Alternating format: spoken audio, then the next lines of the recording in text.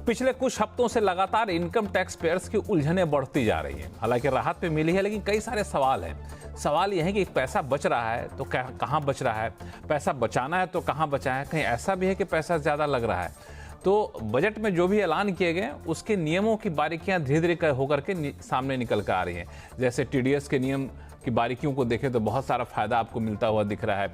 इसी तरीके से अगर आप 2 घर में रहते हैं तो उसका बहुत सारा फायदा मिलता हुआ दिख रहा है यहाँ पे। तो ऐसी तमाम उलझनें हैं और ऐसी तमाम उलझनों को दूर करेंगे आपके इस पसंदीदा शो टैक्स गुरु में, जहां हम नियमों के दायरे में रहकर टैक्स बचाने के बेहतरीन तरीके आपको बताते हैं। नमस्कार, मैं लक्ष्मण राय और हमारे इस कोशिश में आज हमारे साथ होंगे जाने माने टैक्स एक्सपर्ट शरद कोहली जी। सर, आपका स्वागत है हमारे शो में। और हम और कोहली साहब मिलकर आपको कई सारी बातें बताएंगे। मिसाल के तौर पर, अगर आप खुद अपने घर में रह रहे हैं, एक नहीं 2 सेल्फ ऑक्यूपाइड प्रॉपर्टी है, तो क्या कहता है टैक्स का नया नियम? टीडीएस में हुए बदलाव से आपको कितनी होगी बचत? और साथ में भी बताएंगे कि एचयूएफ से जुड़े टैक्स के नियमों की क्या है बारीकियां, जिसको आपको खास ख्याल रखना है। इन सारे मुद्दों पर बातचीत करेंगे, लेकिन सबसे महत्वपूर्ण मुद्दा, जो बहुत सारे लोग ऐसे हैं कि एक घर में तो रहते हैं लेकिन एक और घर खरीद लेते हैं कि चलो भविष्य में हमें काम आ जाएगा, या फिर ऐसा होता है कि एक घर में रह रहे हैं और ऑफिस की वजह से यहाँ से अब दूरी ज़्यादा पड़ रही है तो उसको छोड़ दिया, कोई दूसरा घर ले लिया कहीं और ऑफिस के नज़दीक जा करके। पहला घर वैसे खाली पड़ा हुआ है। तो होता क्या था ऐसे में कि पहले जो नियम थे उसके मुताबिक जो घर खाली भी पड़ा है, नहीं भी आमदनी हो रही, तो उस पर भी आपको एक टैक्स देना पड़ता था। सरकार मान लेती थी कि वहाँ से कुछ न कुछ आमदनी होगी। अब बजट में इसमें एक बड़ी राहत दी गई है। अब राहत क्या है, मैं तो टैक्स एक्सपर्ट हूँ नहीं, बताएंगे कोहली जी, क्या है इसमें राहत, क्या दी गई है? बिल्कुल, आपने लक्ष्मण जैसा कि कहा कि अब एम्प्लॉयमेंट की वजह से, बिजनेस की वजह से, प्रोफेशन की वजह से अगर आप उस दूसरे घर से दूर रह रहे हैं, तब तो वो 2 घरों पे माफ़ी थी। अब माफ़ी क्या थी? लोग सोचते हैं भाई किराए पे तो चढ़ाया नहीं है, तो उसकी जो fair market value, rental value है, उसको अज्यूम करके उस पर टैक्स लग जाया करता था। अच्छा, मतलब रेंट नहीं भी आ रहा तब भी टैक्स लग जाएगा? तो उसकी मान लेते थे कि इतना रेंट यहाँ पर होगा। पर माफी कहाँ थी? अगर आप दूर इन कारणों से रह रहे हैं, बिजनेस की वजह से, प्रोफेशन की, तो अब अक्सर होता ही है मेरा साथ में ही दूसरा घर है, या मेरी एक्सटेंडेड फैमिली, मेरे फैमिली मेंबर्स कुछ दूसरे घर में, फैमिली बड़ी होती है कई, तो उस दूसरा घर अगर एम्प्लॉयमेंट, प्रोफेशन, बिजनेस की वजह से नहीं आप रह पा रहे हैं तो उस पर टैक्स लग जाता था। इस चीज को हटा दिया गया है, यानी कि अब आपके 2 घर बिल्कुल, चाहे अड़ोस पड़ोस में हो, चाहे किसी दूसरे शहर में हो, चाहे दूसरे मोहल्ले में हो, चाहे 5 किलोमीटर दूर हो, 10 किलोमीटर दूर हो, अब आप 2 घरों को अपने पास अपने इस्तेमाल के लिए रख सकते हैं। बल्कि मैं ये कहूंगा, एक घर में रह सकते हैं, एक घर को आप खाली भी रख सकते हैं। अच्छा, एक सवाल और है मेरा इससे, कि मान लिया जाए एक घर खुद मेरे नाम पर है जी, और एक घर मेरे और मेरी पत्नी के नाम पे है, तो वहां पे क्या सिनेरियो बनता है? तो जो दूसरा घर आपके और आपकी पत्नी के नाम का है, उसमें आपको पता होगा, हम अक्सर इस पर डिस्कस करते रहते हैं कि 50-50 ओनरशिप मानी जाती है।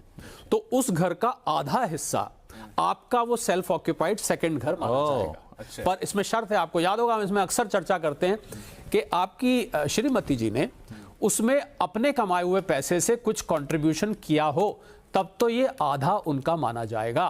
और मान लीजिए सारा पैसा आपने ही लगाया, रजिस्ट्री में नाम उनका रजिस्ट्री में नाम है, तो वो पूरा का पूरा घर आपका माना जाएगा। दोनों प्रॉपर्टी पे कोई टैक्स नहीं बनेगा अगर खाली पड़ा हुआ है तो ये एक बड़ी राहत है, बहुत बड़ी राहत है, क्योंकि दूसरे घर पे एक फेयर मार्केट वैल्यू और अच्छी खासी आ जाती थी लक्ष्मण। जो लोग इसको भोगी हैं इसके, वो मेरे ख्याल समझ पाएंगे मैं क्या कहना चाह रहा हूँ। तो ये एक बड़ी राहत है कि अगर आपके पास 2 प्रॉपर्टी है और एक में आप रह रहे हैं, एक में नहीं भी रह रहे हैं, तो पहले ये मान लिया जाता है कि भाई उससे आमदनी हो रही है, उस पर टैक्स देना पड़ता, तो वो अब आपको नहीं देना पड़ेगा।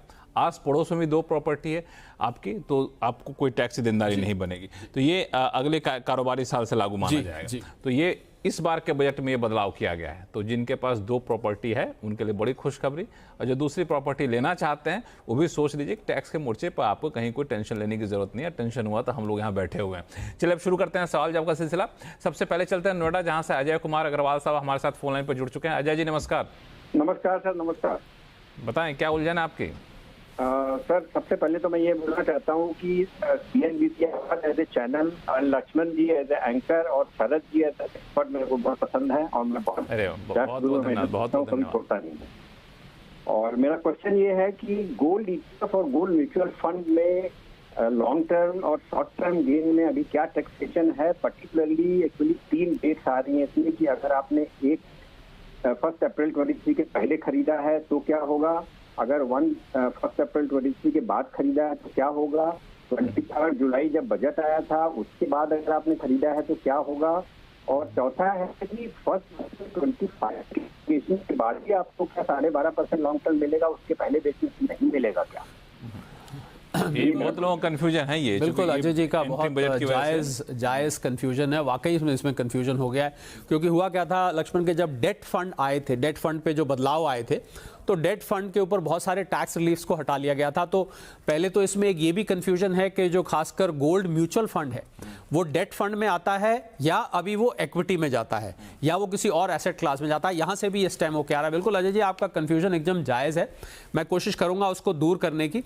देखिए, अगर हम ETF की बात करें, गोल्ड ETF की, तो उसके नियम ये कहते हैं कि अगर 12 महीने आपने उसको रखा हुआ है तो 12 महीने से नीचे रखा है तो आपके स्लैब रेट के हिसाब से लगेगा। 12 महीने से ऊपर रखा है तो आप उसमें लॉन्ग टर्म का फायदा उठा सकते हैं, यानी कि 12.5% का उठा सकते हैं। अगर ये पहली अप्रैल 2023, ये मैं आपको जो जुलाई में अमेंडमेंट्स आई, क्योंकि वो 1 अप्रैल 2023 से इफेक्टिव थी, तो मैं वहां की बात कर रहा हूं। अब आगे जो नियम है ETF पे तो अभी यही है, परंतु मैं म्यूचुअल फंड पे अगर जाऊं वहां पर थोड़ा सा कंफ्यूजन खड़ा हो गया है। कंफ्यूजन ये खड़ा हो गया है कि एक स्कूल ऑफ थॉट ये कह रहा है कि 24 महीने से कम अगर आपने गोल्ड म्यूचुअल फंड रखा है, ध्यान दीजिएगा, 24 महीने से कम रखा है तो वो स्लैब रेट के हिसाब से टैक्सेबल होगा, और अगर आपने 24 महीने से ज्यादा रखा हुआ है तो फिर उस पर जो है आप लॉन्ग टर्म कैपिटल गेन का बेनिफिट हो सकते हैं। ये एक स्कूल ऑफ थॉट है। और क्योंकि गोल्ड म्यूचुअल फंड की लक्ष्मण कैटेगराइजेशन जो है वो कुछ लोग अलग अलग तरीके से कर रहे हैं। वो कैसे? वो मतलब दूसरा स्कूल ऑफ थॉट जो मैं अजय जी को बताने जा रहा था वो ये कहता है कि इसको आप डेट फंड कैटेगरी में डालिए, और डेट फंड पे आपको पता है अजय जी, अब तो सारे के सारे जो टैक्स रिलीफ्स हैं वो हटा लिए गए। बहुत हल्ला मचा था डेट फंड्स, AMCs जो थी कि भाई हमारे पास से सारे रिलीफ हटा लिए, तो वो इसको अगर डेट फंड में अगर हम डालते हैं तो फिर ये कोई भी बेनिफिट इसके ऊपर नहीं है, शॉर्ट टर्म हो या लॉन्ग टर्म हो, पूरी तरह से वो टैक्सेबल हो जाता है। तो आपका पूछना, आपका कंफ्यूजन अजय जी बिल्कुल जायज़ है। म्यूचुअल फंड पे वाकई ही ये क्लैरिफिकेशन की हम भी वेट कर रहे हैं कि क्या ये डेट म्यूचुअल फंड कैटेगरी में जाएगा या ये वो 24 महीने वाला जो प्रावधान है, 24 महीने से नीचे स्लैब में, 24 महीने से ऊपर आपका लॉन्ग टर्म में जाएगा। इसका हम भी इंतजार कर रहे हैं। कंफ्यूजन है, कुछ समय में मुझे लग रहा है क्लैरिफाई हो जाएगा। मैं अजय जी से लक्ष्मण ये दरख्वास्त करूंगा कि इस सवाल को वो कुछ समय बाद, मार्च के बाद दोबारा लेकर आएं। तब तक मुझे उम्मीद है इस पे एक नोटिफिकेशन, क्लैरिफिकेशन आ जाएगा, ये जो कंफ्यूजन चल रहा है। ऐसा करते हैं ना अजय जी ने मुद्दा उठाया, बड़ा अच्छा मुद्दा उठाया है। तो अजय जी जैसे कई सारे दर्शकों को जिनको एक कंफ्यूजन रहा होगा, तो ऐसा करता हूँ अजय जी, अभी तो जितना समझाया शरद कोहली साहब ने उतना तो आपको समझ में आ गया होगा, लेकिन ये जो अभी क्लैरिफिकेशन का इंतजार है तो मैं कोशिश करूंगा कि इनकम टैक्स डिपार्टमेंट से क्लैरिफिकेशन लाऊं और अपने दर्शकों को बताऊं, जिससे ना सिर्फ अजय जी बल्कि बाकी दर्शकों को इससे फायदा हो सके। अजय जी, और इस क्लैरिफिकेशन का ताज अजय जी के सिर पे, अजय क्लैरिफिकेशन का ताज अजय जी के सिर पे जाएगा। अजय जी सर, एक छोटी सी चीज और मैं पूछना चाहूंगा कि ये जो 1 अप्रैल 2025 की बात कर रहे हैं कि अगर उसके बाद बेचेंगे तभी आपको ETF में लॉन्ग टर्म कैपिटल गेन 12.5% का मिलेगा, ये क्या सही है, या उसके पहले बेचेंगे तो नहीं मिलेगा? नहीं, देखिए 1 अप्रैल 2025 के बाद तो अजय जी, बल्कि मुझे ये उम्मीद लग रही है कि ये इस पे लॉन्ग टर्म कैपिटल गेन का बेनिफिट नहीं मिलेगा। उससे पहले बेचेंगे तो आपको जरूर मिलेगा। इसको मैं थोड़ा सा उल्टा कर देता हूं, तो मैं आपको सलाह दूंगा, दोनों ही गोल्ड ETF पे और म्यूचुअल फंड पे वाकई में अभी कंफ्यूजन है। बहुत सारे क्वार्टर्स पे आप गूगल भी करेंगे और आप एक्सपर्ट्स की ओपिनियन भी रेफर करेंगे। मेरा ये मानना है कि गोल्ड म्यूचुअल फंड को डेट फंड की कैटेगरी में डालना पड़ेगा, क्योंकि गोल्ड म्यूचुअल फंड कोई अलग से ऐसे वो नहीं है, आप डेट फंड की तरह से जाता है, उसके रिटर्न भी फिक्स्ड होते हैं। पर ETF से रिलेटेड मुझे लग रहा है कि वो इक्विटी कैटेगरी में या इक्विटी की ट्रेसेस उसमें दिखाई दे सकती हैं। कुछ समय इंतजार करिए, मार्च के बाद हम इस पे दोबारा एक क्लैरिफिकेशन लेकर जरूर आएंगे। और लक्ष्मण जी तो आपको पता है कि वहां पर उनकी बात भी पहुंचती है और वहां से जवाब भी आता है। बिल्कुल, वहां से जवाब लेकर आऊंगा और आपको बताऊंगा जरूर अजय जी, आप बिल्कुल फॉलो करिएगा। और ये बहुत ही इंटरेस्टिंग टॉपिक आपने छेड़ा है यहाँ पे। चलिए, फिर भी कोई कंफ्यूजन हो तो लिखिएगा हमें tax@moneycontrol.com पे। अब एक अगला सवाल लेते हैं पंकज जी का, जो हमारे साथ फोन लाइन पर जुड़ चुके हैं। पंकज जी नमस्कार। सर नमस्कार। बताएं सर, क्या उलझन है आपकी? पंकज करनाल नाम है आपका? हाँ जी सर, 87A की सर रिबेट बिजनेस क्लास में कैसे मिलती है सर 15 लाख की इनकम पर? 87A की रिबेट बिजनेस क्लास को कैसे मिलती है? देखिए 87A की रिबेट इनकम के ऊपर है, भले ही वो इनकम किसी भी सोर्स से हो। तो अगर आपकी पंकज 12 लाख रुपए तक की इनकम है, ध्यान दीजिएगा, बहरहाल के 12 लाख में एक मार्जिनल रिलीफ भी जुड़ता है जो कि करीब 70,000 के आसपास आता है। तो मैं ऐसे बोलता हूं कि अगर आपकी 12,70,000 तक की है, पर आसान भाषा में समझाने के लिए 12 लाख तक की है, तब 87A का रिबेट मिलेगा। अगर आप ये 12 लाख या 12,70,000 मार्जिनल रिलीफ मिला के क्रॉस करते हैं तो फिर ये रिबेट नहीं मिलता है। जब बजट आया था लक्ष्मण, आपको याद होगा, आपके पास भी दर्जनों के हिसाब से सवाल आए कि भाई एक तरफ तो आप कह रहे हैं कि 12 लाख तक रिबेट मिलता है, दूसरी तरफ ये स्लैब्स कैसे हैं 0 से 4 लाख, 4 से 8 लाख। तो इसकी मिस्ट्री बहुत कॉम्प्लिकेटेड नहीं है। 12 लाख से जब आप क्रॉस करते हैं तो फिर आप 87A रिबेट के एलिजिबल नहीं रहते हैं। तो पंकज, आप अपनी जो बिजनेस की इनकम है उसमें जो प्रॉफिट आता है वो देखिएगा, अगर वो प्रॉफिट 12 लाख तक है तो उस पर कोई टैक्स नहीं है। 12 लाख या 12,70,000 मार्जिनल रिलीफ मिलाकर अगर वो क्रॉस होता है तब आपके ऊपर वो स्लैब रेट्स एप्लीकेबल हो जाएंगे। पंकज जी, कोई कंफ्यूजन? नहीं सर, ओके। चलिए, थैंक यू सो मच हमारे शो में आने के लिए। और अब चलते हैं कोलकाता, जहां से अशोक अग्रवाल साहब हमारे साथ फोन लाइन पर जुड़ चुके हैं। अशोक जी नमस्कार। नमस्कार जी। बताएं, कोहली साहब आपके सवालों का जवाब देने के तैयार हैं, सवाल पूछिए आप। ना, मेरा एक सवाल ये था, अभी जैसे नेशनल सेविंग स्कीम में मेरा रुपया लगा हुआ 8990 से, तो वो रुपया जैसे वित्त मंत्री ने कहा कि साहब ये अगर आप अगस्त के बाद निकालते हैं तो उसमें आपको कोई टैक्स नहीं होगा, कोई भी टोटल रुपया जो आप निकालोगे उसमें वो टैक्सेबल नहीं होगा जी। तो जैसे मैंने जनवरी में ये रुपया पूरा निकाल लिया है, तो 17 लाख रुपया उसमें इंक्लूडिंग इंटरेस्ट करके था, वो पूरा रुपया हमने विड्रॉ कर लिया जी। तो ये मेरे इस साल के इनकम में ये ऐड नहीं हुआ ना?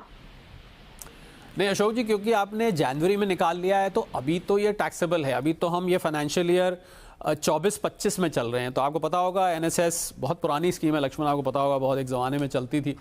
और अब आपने निकाला है अशोक जी, तो अनफॉर्चुनेटली वो तो टैक्सेबल हो जाएगा, उस पर TDS भी उन्होंने काट लिया होगा।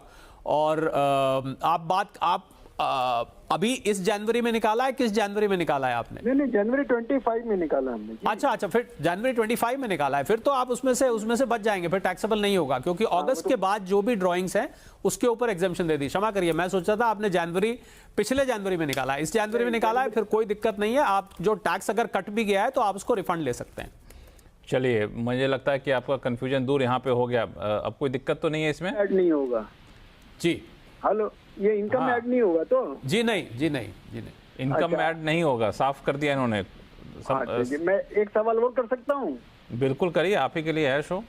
नहीं सर, मेरा एक सवाल और था, जैसे मेरा लड़का NRI है तो उसके जो टैक्सेबल इनकम उसकी 2.5 लाख, जो पुराने रीजन में 2.5 लाख थी, उसमें नहीं आती है, तो उसमें क्या लॉन्ग टर्म कैपिटल गेन का टैक्स मेरे को अलग देना पड़ेगा कि ये उसमें 2.5 लाख में ऐड हो जाएगा? जी हाँ, देखिए, जो बेसिक एग्जेम्पशन लिमिट है उसमें वो कवर हो जाता है। तो अगर वो बेसिक उनका 2.5 लाख रुपए तक का है तो कवर हो जाएगा उसमें। ये नहीं कवर होता है कहाँ पर? मुझे लग रहा है अशोक जी का कंफ्यूजन निकल के आया है, क्योंकि जो लोग कह रहे थे कि जो 87A का रिबेट है वो कुछ इनकम्स पे नहीं मिलता है, कैपिटल गेन पे नहीं मिलता है। बेसिक एग्जेम्पशन लिमिट में अशोक जी वो कवर हो जाएगी। 87A रिबेट के लिए वो कवर नहीं होगी। आपको पता होगा ओल्ड रेजीम में 87A का रिबेट 5 लाख इनकम तक का है, तो आप देख लीजिए 87A में नहीं जाएगा, पर बेसिक एग्जेम्पशन में आप उसको काउंट कर सकते हैं। हालांकि फिर भी कंफ्यूजन हो तो एक बार सवाल पूरी तरह से लिख के और मेल करिएगा तो हम लोग और डिटेल में इसका जवाब दे सकेंगे। लेकिन जितना आपने पूछा और जितना समझ में मुझे लग रहा है नहीं, इनका क्लियर था, क्लियर है, कोई दिक्कत नहीं है। चलिए, तो अब आपने बोनस सवाल पूछ लिया, आगे भी कोई दिक्कत हो तो हमारे साथ जुड़िएगा। और फिलहाल वक्त है छोटे से ब्रेक का। ब्रेक के बाद बड़ा ही इंटरेस्टिंग चीज आपसे डिस्कस करने वाले हैं हम लोग। बजट आया गया, लेकिन एक बात जो लोग भूल गए कि बजट ने बहुत सारे लोगों को एक बड़ी राहत दी गई। इनकम टैक्स की राहत नहीं है, TDS की राहत है, जिससे बहुत लोग परेशान होते थे। अब TDS में राहत क्या है, आपके लिए कितने फायदे की बात है, बताएंगे छोटे से ब्रेक के बाद।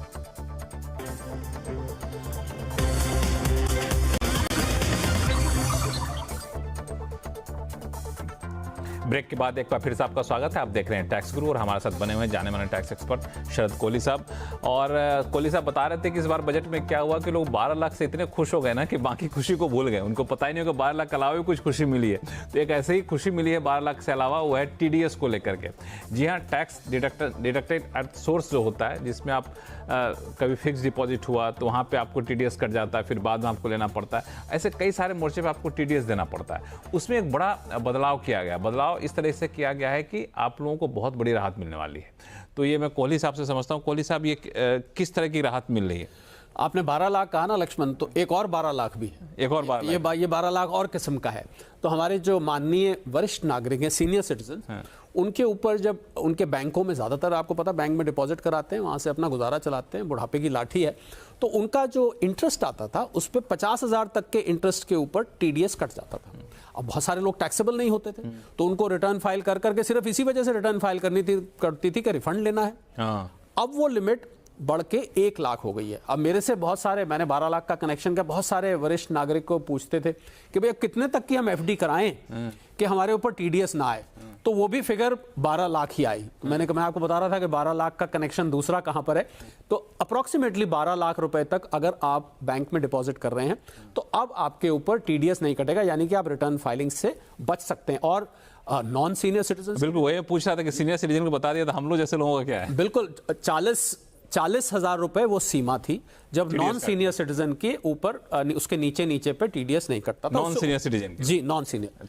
अब उस लिमिट को भी बढ़ा के 50,000 कर दिया। अब आप ये पूछ सकते हैं कि कितने तक की FD में बैंक में कराऊं कि उस FD पर TDS ना कटे, तो हमारी कैलकुलेशन, क्योंकि अलग अलग बैंकों के रेट्स अलग अलग होते हैं, टेन्योर अलग अलग होते हैं, कोई 6 महीने कराता है, कोई 7.5 लाख एक औसतन नंबर आ रहा है कि इतने तक की अब आप FD कराएंगे तो उसके ऊपर आपका TDS नहीं बनेगा। तो ये एक बड़ी राहत है, खासकर उन लोगों के लिए जिनको खाली इस वजह से रिटर्न फाइल करनी पड़ती थी क्योंकि उनका टैक्स कट चुका। एक और कैटेगरी होती थी, मुझे याद है आपने कई बार डिस्कस भी किया कि जो नॉन फाइलर्स होते थे उनको TDS दुगना देना पड़ता था। बहुत बड़ा ये चीज लोगों की नजर से निकल गई, क्योंकि हमने कई बार डिस्कस भी किया, अगर आप रिटर्न नहीं फाइल करते और कहीं से आपकी इनकम आ रही है, पेमेंट आ रही है, और वो आपसे पूछता है आप अपना पैन नंबर दीजिए। अब आपके पास तो पैन नंबर है नहीं, क्योंकि आप तो रिटर्न ही नहीं फाइल करते। तो जैसे ही आप पैन नंबर देने को मना करते थे, आपका TDS डबल हो जाता था। 5% कटना है तो 10%, 10% कटना है तो 20%, 2% कटना है तो 4%। अब ये जो प्रोविजन था इसको हटा लिया गया है, यानी कि अगर आप रिटर्न नहीं भी फाइल करते हैं और आपका कहीं से TDS आ रहा है तो आपके ऊपर ये डबल वाली पेनल्टी नहीं लगेगी। ये भी बहुत बड़ी बात है। एक और जब TDS की बात चली तो मुझे याद है कि फाइनेंस मिनिस्टर जो स्पीच दे रही थी, तो जो लोग पैसा बाहर भेजते हैं उनके TDS में कुछ नियम बदलाव किया। जी हाँ, उसमें TCS है, टैक्स कलेक्टेबल एट सोर्स। आपको याद होगा कि 7 लाख रुपए तक की रेमिटेंस पर TCS नहीं था। और अलग अलग रेट पे भी कई दफे आपको याद होगा 20% तक की बात हुई, अलग अलग किस्म से इसमें अमेंडमेंट्स भी किए गए। ये जब का था, जब 70 रुपए का डॉलर होता था तो $10,000 एक मान के उसको 7 लाख के बराबर किया हुआ था। ये लिमिट भी अब बढ़ के 10 लाख रुपए हो गए, यानी कि अगर आप भारत से बाहर पैसा भेज रहे हैं लिबरलाइज रेमिटेंस स्कीम के अंतर्गत, LRS जिसको कहते हैं, जिसके अंतर्गत प्रत्येक भारतीय $2.5 लाख प्रत्येक वर्ष भेज सकता है। अब आप 10 लाख रुपए तक बिना TCS के, होता क्या था लक्ष्मण, इस TCS से बहुत सारा पैसा फंस जाता था। आप सोचिए ना, अगर मैंने 8 लाख रुपए भेजा तो मेरा 1,60,000 रुपए 20% TCS है तो वहां फंस गया। ये बात और है, मैं रिटर्न फाइल करके उसका क्रेडिट ले लूंगा, पर मेरा पैसा तो ब्लॉक हो गया। अब आपको 10 लाख रुपए तक की ये राहत है, आप पैसा भेजिए, कोई TCS आपको जमा कराने की जरूरत नहीं है। बिल्कुल, तो ये इस बात का ख्याल है कि बहुत बड़ी राहत यहाँ भी मिली हुई है, जिसको हम लोग भूल गए थे या फिर इग्नोर कर गए थे। तो इसको ध्यान रखिएगा तो और आपको दोगुनी खुशी यहाँ पे मिलेगी। ये चलते हैं वापस से अपने कॉलर के पास जो भोपाल से जुड़े हुए नरेंद्र सिंह साहब। नरेंद्र जी नमस्कार। नमस्ते सर, नमस्ते। बताएं क्या सर, हमारा क्वेश्चन ये है कि जैसे हम IMA tax payer, central government employee हूँ, और आपका एग्रीकल्चर भी है, 1.5 हेक्टेयर जमीन है, उससे गांव से पैसा आता है लगभग 40,000। तो उसका कैलकुलेशन कैसे करेंगे सर? बिल्कुल नरेंद्र जी, देखिए एग्रीकल्चर इनकम वैसे तो माफ है, पर एग्रीकल्चर लैंड की डेफिनेशन के अंतर्गत लक्ष्मण वो आना चाहिए। और अगर आपको कैसे देखते हैं, अगर आपकी वो लैंड 10,000 या 1 लाख पॉपुलेशन के बीच में ऐसी जगह पे लोकेटेड है और 2 किलोमीटर आप किसी म्युनिसिपल लिमिट से अंदर हैं, तो आपको एक तरफ रखिए। अगर आप 1 लाख से 10 लाख तक हैं तो 6 किलोमीटर, और 10 लाख से ऊपर की आबादी है उस जगह की और उस म्युनिसिपल लिमिट की, और आप उसमें 8 किलोमीटर के उसमें दायरे में हैं, तो पहले तो आप ये देखिए कि वो एग्रीकल्चर लैंड होता भी है कि नहीं होता इस कैटेगरी के हिसाब से। अगर आप इन म्युनिसिपल लिमिट से बाहर हैं तो फिर नरेंद्र जी पूरी तरह से ये माफ होगा। हाँ, एक जरूरी बात लक्ष्मण जो कि हम कम लोग जानते हैं, एग्रीकल्चर इनकम भले ही आपकी हो और आपकी बाकी सोर्सेस से भी इनकम है, तो रेट पर्पसेस के लिए आपको एग्रीकल्चर इनकम जोड़नी पड़ेगी, उस पर टैक्स नहीं लगेगा, पर रेट पर्पसेस के लिए जोड़नी पड़ेगी। नरेंद्र जी ध्यान रखिएगा। तो मैं आपको दो चीज़ें देखनी है आपने, पहला आपने म्युनिसिपल लिमिट्स देखनी है कि एग्रीकल्चर लैंड है भी कि नहीं, दूसरा रेट पर्पस, क्योंकि आपने बताया सेंट्रल गवर्नमेंट एम्प्लॉई हैं ये, तो लाजमी बात है इनकी बाकी की इनकम भी है, तो इस 40,000 रुपए को आप रेट पर्पसेस के लिए भी कंसिडर जरूर करिएगा। एक और सवाल छोटा सा मैं पूछना चाहूंगा, जो रेट पर्पस से जोड़ने का मतलब क्या हुआ? रेट पर्पस से जोड़ने का मतलब ये होता है कि पहले आप अपने इनकम पर टैक्स निकाल, चले आपने तो फॉर्मूला पूछ लिया, तो पहले आप बिना एग्रीकल्चर इनकम के निकालेंगे कितना टैक्स आता है, फिर आप एग्रीकल्चर इनकम जोड़ के निकालेंगे कितना टैक्स आता है, उन दोनों के टैक्स के डिफरेंस को आपको देखना पड़ेगा, उन दोनों के टैक्स के डिफरेंस को क्रेडिट लेके तब आप अपना टैक्स जमा करेंगे। अच्छा, उस पर देना तो नहीं पड़ेगा ना? नहीं, देना नहीं पड़ेगा, पर रेट पर्पसेस के लिए किसी दिन ऐसा करेंगे ना लक्ष्मण, हम एग्रीकल्चर इनकम पे कैसे कैलकुलेट किया जाता है रेट पर्पस का पूरा डिटेल्ड फॉर्मूला एक दिन डिस्कस करेंगे। चलिए, तो एक हम लोग एक सवाल फटाफट ले लेते हैं दीपक जी से, दीपक कार्णिक जी जो हमारे साथ फोन लाइन पर जुड़ चुके हैं। दीपक जी नमस्कार। नमस्कार सर, थैंक यू मेरे क्वेश्चन को लेने के लिए। मैं एचयूएफ के बारे में मेरा दो क्वेश्चन है। एक तो मेरा एचयूएफ 30 इयर्स ओल्ड है, उसमें मैं था, मेरी वाइफ थी और मेरी daughter who is not married, और मेरी वाइफ 6 साल पहले गुजर गई। तो फर्स्ट क्वेश्चन है कि अगर मेरे को कुछ हो जाता है तो एचयूएफ कंटिन्यू हो सकता है क्या ओनली विथ माय डॉटर? हालांकि सबसे पहले तो ये कहूँगा कि आपको कुछ ना हो, भगवान ऐसा क्यों करे, कुछ हो, आप बिल्कुल ऐसा मत सोचिए, लेकिन चूंकि नियम है तो पूछना चाहते हैं। बिल्कुल दीपक जी, देखिए एचयूएफ कंटिन्यू रहेगा, आपकी डॉटर को पार्टनर उसको बनी रहेंगी, और एचयूएफ आपका बिल्कुल कंटिन्यू रहेगा। एचयूएफ के जो बेनिफिट्स हैं वो आप कंटिन्यू कर सकते हैं, बल्कि अगर एचयूएफ से कुछ पैसा आप अपनी डॉटर को ट्रांसफर भी करते हैं तो सेक्शन 56(2)(10) में वो माफ भी होता है एज ए गिफ्ट, जो रिलेटिव्स को गिफ्ट होता है, तो बाकायदा आप उसको कंटिन्यू कर सकते हैं। दीपक जी, कोई कंफ्यूजन तो नहीं है? और सेकंड, मैं अपनी डॉटर को interest free loan without repayment schedule दे सकता हूँ? जी बिल्कुल दे सकते हैं आप। चलिए, दोनों ही मोर्चे पे आपको कोई टेंशन करने की जरूरत नहीं है। समीर कुमार महापात्र जी हमारे साथ जुड़ चुके हैं, उनका भी सवाल फटाफट ले लेते हैं। समीर जी, क्या सवाल आपके पास?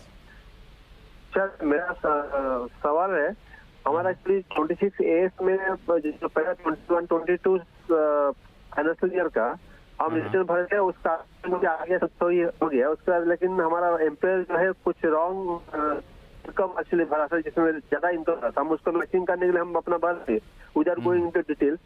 अभी जो है मीन्स यही है जो लोअर में हमारा इनकम हुआ है, तो अभी हम टैक्स रिफंड कैसे ले पाएंगे? टीडी जगह होगी अभी मेरा सवाल है कि हम इसको ठीक है, आपके सवाल को समझ गए। हालांकि ऑडियो में कुछ दिक्कत है, लेकिन आपके सवाल थोड़ा सा ऑडियो बीच में इनका ड्रॉप हो रहा था, पर मैं जल्दी से बता देता हूं। अगर पुराने साल का रिफंड है, आप उसको पहली बात तो सेक्शन 154 में आप रेक्टिफिकेशन फाइल कर सकते हैं। इनका हुआ ये लक्ष्मण के थोड़ा सा इनकम इनकी कम बन रही है, उसने ज्यादा दिखा दी है, या आप 119(2) के अंतर्गत अपने प्रिंसिपल कमिश्नर को एक लेटर लिख सकते हैं, वो आपको स्पेशल परमिशन देंगे उस साल की रिटर्न फाइल करने की, जिसके माध्यम से आप फिर रिफंड क्लेम कर सकते हैं। तो ध्यान रखिएगा 119(2) या फिर आप 154 में रेक्टिफिकेशन समीर अप्लाई कर सकते हैं। हमें खेद है इस बात का कि आपके साथ ऐसा हुआ है। चलिए, तो ये मैं उम्मीद करता हूं कि अब आपको कोई कंफ्यूजन नहीं रहा होगा, और सभी सवालों का जवाब देने के लिए आपको बहुत बहुत धन्यवाद कोहली साहब। और आपके पास कोई भी सवाल हो तो आप हमें लिख भेजिए tax@moneycontrol.com पे, और जैसा कि बार बार मैं कहता हूं, सवाल लिखिए तो अपना नाम और मोबाइल नंबर जरूर लिखिए, ताकि ऐसे ही हम कोहली साहब या फिर हमारे दूसरे जो टैक्स एक्सपर्ट हैं उनसे आपको सीधे रूबरू करा सकूँ और आपके हर कन्फ्यूजन को वहीं का वहीं हाथ का हाथ दूर कर सकूँ। तो सवाल भेजिएगा tax@moneycontrol.com पर, और टैक्स रूल में फिलहाल इतना ही। देखते रहिए CNBC आवाज़। नमस्कार।